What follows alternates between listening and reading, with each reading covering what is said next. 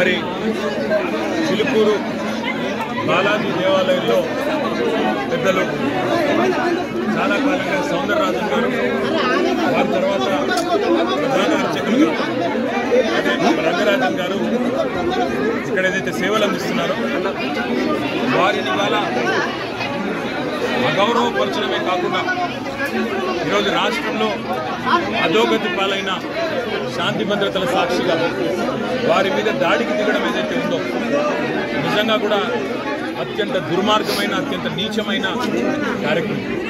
ఇది ఎవరు చేసినా, ఏ పేరిట చేసినా, ఏ ఎజెండాతో చేసినా శాంతి భద్రతల విషయంలో మాత్రం ఉక్కుపాదంతో వ్యవహరించాల్సిన బాధ్యత రాష్ట్ర ప్రభుత్వం మీదనే ఉంటుంది.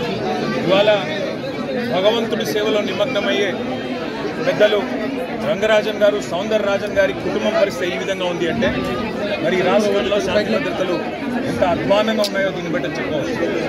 ఖచ్చితంగా ఈ దాడికి పాల్పడ్డ వాళ్ళు ఏ ముసుగులో ఉన్నా, ఏ జెండా పట్టుకున్నా వారిని కఠినాతి కఠినంగా చట్టపరంగా శిక్షించాలని చెప్పి రాష్ట్ర ప్రభుత్వాన్ని డిమాండ్ చేస్తూ భవిష్యత్తులో కూడా ఇలాంటి సంఘటనలు పునరావృతం కాకుండా కఠినంగా చర్యలు తీసుకోవాలి, కఠినంగా సమీక్షించి పూర్తి స్థాయి భద్రత కూడా అవసరమైతే వారికి ఏర్పాటు చేయాలి. ఎందుకంటే చిలుకూరు బాలాజీ ఆలయం ఇవాళ లక్షలాది మంది అభిమానులు వారికి ప్రపంచవ్యాప్తంగా ఉన్నారు.